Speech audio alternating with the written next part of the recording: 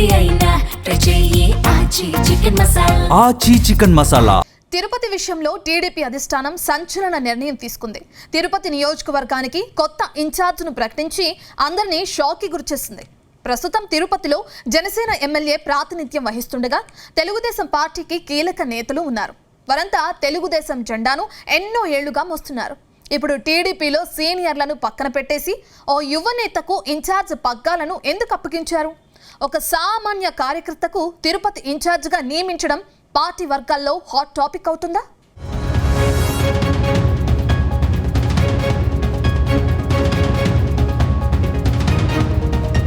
CM Chandrababu సొంత జిల్లా చిత్తూరు తెలుగుదేశం పార్టీకి కంచుకోట.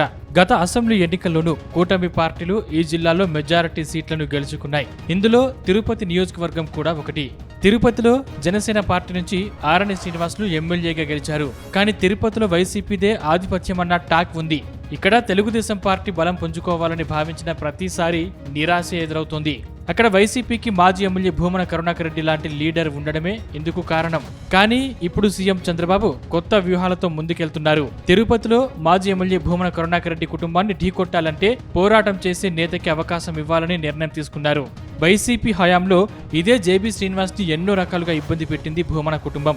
అప్పట్లో కేసులు పోరాటం చేసి టీడీపీ కార్యకర్తల కొండగా నిలిచిన జేబీ శ్రీనివాస్ కు తిరుపతి ఇన్ఛార్జ్ పదవి దక్కింది. ఒక సామాన్య కార్యకర్త నుండి తిరుపతి ఇన్ఛార్జిగా ఎదగడం అంటే అంత ఆషమాషి విషయం కాదు. జేబీ శ్రీనివాస్ లాంటి వారు నిబద్ధత, వివాదాలకు దూరంలో ఉన్న నేతలు.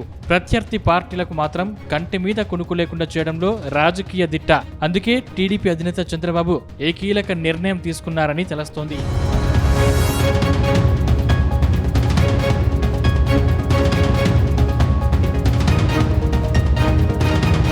గత అసెంబ్లీ ఎన్నికల్లో పొత్తులో భాగంగా తిరుపతి అసెంబ్లీ నియోజకవర్గం సీటును జనసేన పార్టీకి కేటాయించారు. అక్కడి నుంచి ఆరణి శ్రీనివాసులు ఎమ్మెల్యేగా గెలిచారు. అప్పటి వరకు మాజీ ఎమ్మెల్యే సుగుణమ్మ టీడీపీ ఇన్ఛార్జిగా ఉన్నారు.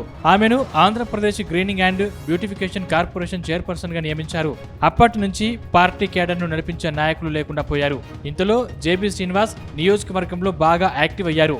కొంతకాలంగా తిరుపతి నియోజకవర్గంలో టీడీపీ తరఫున వాయిస్ వినిపిస్తూ పార్టీ కార్యక్రమాలు నిర్వహిస్తున్నారు. దీంతో జేబీ శ్రీనివాస్ ను టీడీపీ అధిష్టానం ఇన్ఛార్జిగా నియమించింది. తిరుపతిలో సామాజిక సమీకరణాన్ని కూడా పరిగణలోకి తీసుకుని జేబీకి అవకాశం ఇచ్చింది. జేబీ శ్రీనివాస్ సాధారణ కార్యకర్తగా పార్టీలో చేరారు. ప్రస్తుతం టీడీపీ క్లస్టర్ ఇన్ఛార్జి పదవిలో ఉన్నారు. ఇప్పుడు ఏకంగా నియోజకవర్గ ఇన్ఛార్జి పదవి దక్కింది. తిరుపతి నియోజకవర్గం నుంచి మాజీ ముఖ్యమంత్రి ఎన్టీఆర్, మెగాస్టార్ చిరంజీవి పోటీ చేసిన చరిత్ర ఉంది. ఎన్టీఆర్ 1983లో విజయం సాధించారు. ఆయన గుడివాడలో కూడా గెలవడంతో తిరుపతిలో రాజీనామా చేశారు.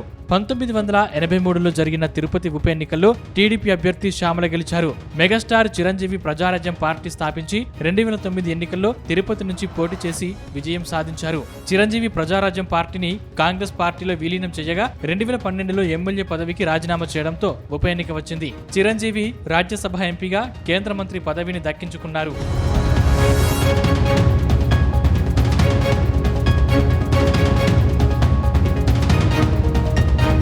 2014 ఎన్నికల్లో ఎం వెంకటరమణ టీడీపీ నుంచి పోటీ చేసి విజయం సాధించారు. కానీ రమణ మరణంతో 2015లో ఉప ఎన్నిక వచ్చింది. టీడీపీ వెంకటరమణ భార్య సుగుణమ్మకు టికెట్ ఇవ్వగా ఆమె విజయం సాధించారు. 2019 ఎన్నికల్లో సుగుణమ్మపై వైసీపీ అభ్యర్థి భూమన కరుణాకర్ రెడ్డి విజయం సాధించారు.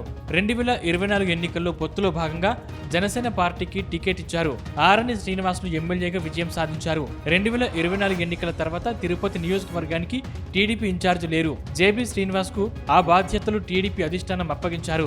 దీంతో జేబీ అనుచరులు తిరుపతి నియోజకవర్గ టీడీపీ ఇన్ఛార్జ్ జేబీ శ్రీనివాస్ నియమించడంతో జేపీ శ్రీనివాస్ అనుచరులు రాజు యాదవ్ ఆధ్వర్యంలో తిరుమల శ్రీవారి ఆలయం ముందు భక్తిభావంతో సుమారు 500 టెంకాయలు, దాదాపు 5 కేజీల కర్పూరంతో ప్రత్యేక హారతి కార్యక్రమం నిర్వహించారు. ముఖ్యంగా జేపీ శ్రీనివాస్ నాయకత్వంలో పార్టీ మరింత బలోపేతం కావాలని ప్రార్థనలు చేశారు. అయితే భవిష్యత్తులో తిరుపతిలో టీడీపీ జెండా ఎగరాలంటే జేపీ శ్రీనివాస్ కు అన్ని విధాలుగా అండగా నిలబడితే అసాధ్యం సుసాధ్యం చేయొచ్చని సీఎం చంద్రబాబు భావిస్తున్నారట. అందుకే ఈసారి తిరుపతిలో కీలక నేతలను పక్కన పెట్టేసి ఆయనకు అవకాశం ఇచ్చారని టీడీపీ నేతలు చెబుతున్నారు.